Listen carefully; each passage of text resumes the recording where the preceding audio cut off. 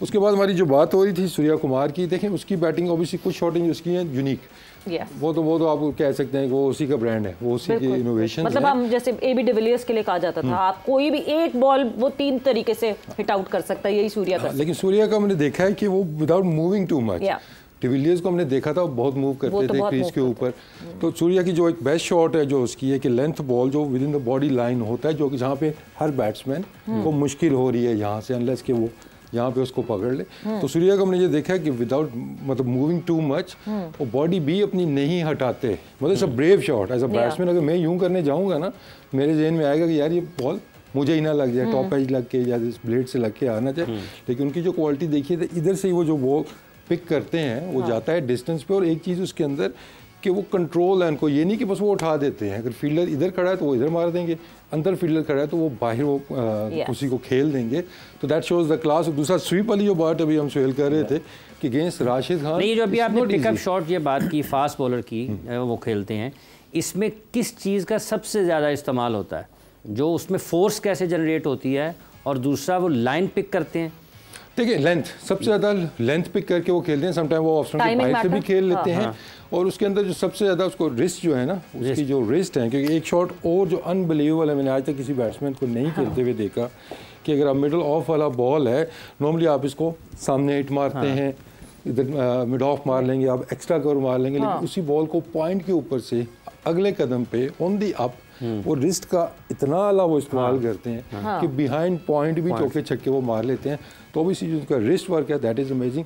और इसमें ऑब्वियसली वो यूज़ करते हैं पेस भी, लेकिन जो अपनी वो फोर्स जनरेट करते हैं थ्रू हिज रिस्ट, और जो पोजीशन वो बनाते हैं, आई थिंक इट्स अमेजिंग। और जो स्वीप शॉट कि आप छोटा स्वीप अगर तेज़ की बॉल कर रहा है बॉलर, स्पिनर तेज़ है ना, तो आप उसमें कंफर्टेबली आप उसको छोटी स्वीप मार लेंगे, लेकिन वो आपकी लिमिटेड होगी, एक ही जगह पर ज़्यादा हो जाती है। लेकिन राशिद के पेस को जिस तरीके से अर्ली पिक करना, लेकिन दैट इज़ अमेजिंग। और यही चीज़ वो फास्ट बॉलर्स के ऊपर भी करते हैं। तो पर इसके लिए सबसे ज़्यादा ज़रूरी बहादुर होना भी तो है। You need to be brave to attempt these shots. बहादुर होना और इंटेंट की जो बात हम करते हैं, बहादुरी नहीं, स्किल्स है। हाँ, आप जब तक स्किल नहीं होगी तो आप ब्रेव हैं, ठीक है, स्किल को अप्लाई करना भी तो आपके पास स्किल होगी तो then bravery comes into play ना।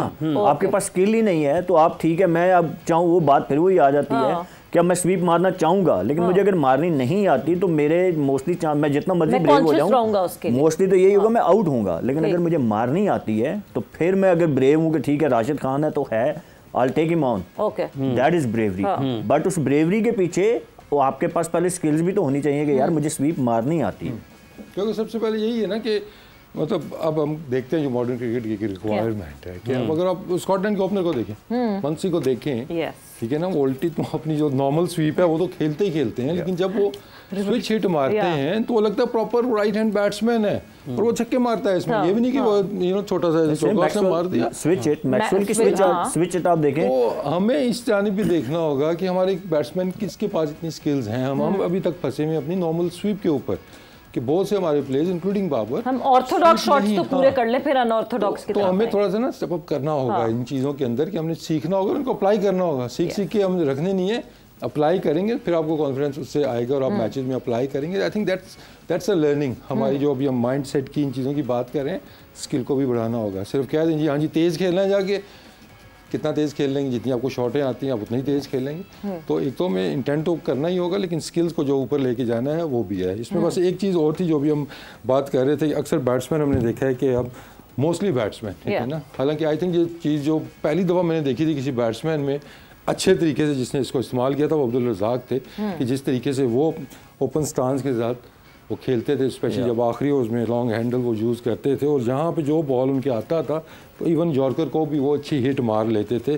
तो अभी वो बात हो रही थी कि जी यॉर्कर जो स्टंप्स के अंदर है प्रेडिक्टेबल हो गया है। बहुत से बैट्समैन देखेंगे यहाँ पे आप नहीं फंसते हैं। क्यों नहीं फंसते हैं कि थोड़ा सा मिस करेंगे, ये तो उनके पास है ही है, सामने हिट मार लेंगे, मिड विकेट मार लेंगे। लेकिन जब से आपकी स्कूप शॉट आ गई है, इनोवेशंस आ गई हैं, ओवर द पॉइंट खेलने वाली आपके पास आ गई है चीज़ें, तो अब लेस इफेक्टिव रह गया है। तो अब इसका इलाज क्या होगा? मेरा तो आर के बन गया है कि यहाँ पे बॉल आएगा तो यहाँ से मैं मार लूँगा, कहीं पे भी मार लूँगा, उधर मारनी है मिड ऑफ के ऊपर से, उधर भी मैं खेल लूँगा। अब इसका हल क्या है वो सुहेल आके ज़रा अपनी वो बताएं हमें कि अच्छा इसमें जैसे वसीम भाई बात कर रहे थे कि अब नॉर्मली आप देखते हैं वो रज़ाक भाई वाली ने बड़ी बेहतरीन एग्जांपल दी कि वो आप उनको देखें तो उनका स्टांस भी थोड़ा ओपन होता था और फिर उसके बाद वो फर्दर इधर टांग बजाय इधर लेके आने के वो इधर लेके आते थे।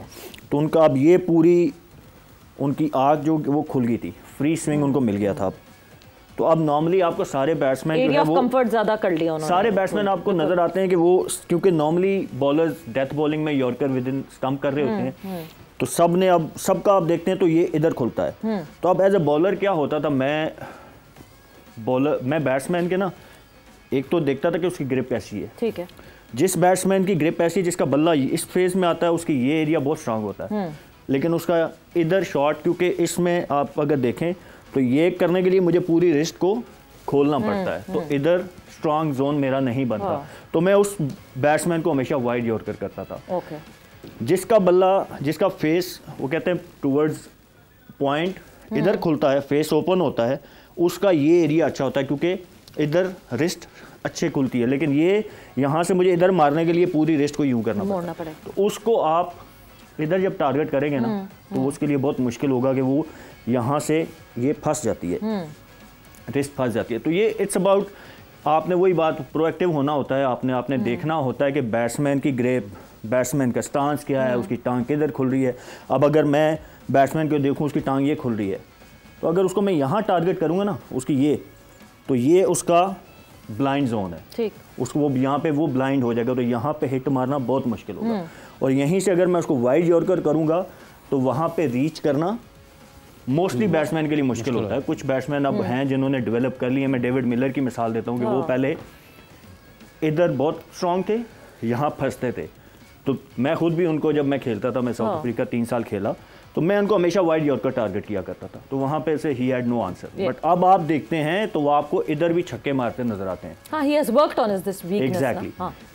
तो उन्होंने अपना थोड़ा, आप उनका देखेंगे तो रिस्ट को खोल लिया है, तो उनके लिए वाइड यॉर्कर अब इतना इफेक्टिव नहीं रहा। लेकिन अगर जब वो वसीम भाई ने आगे बात की ना कि जब आप एक अपने वीक जोन को स्ट्रांग करते हैं कहीं ना कहीं, फिर तो कहीं ना कहीं आप कॉम्प्रोमाइज भी करते हैं। तो अब वो यहाँ पे तो स्ट्रांग हो गए, बल्ला खुल गया।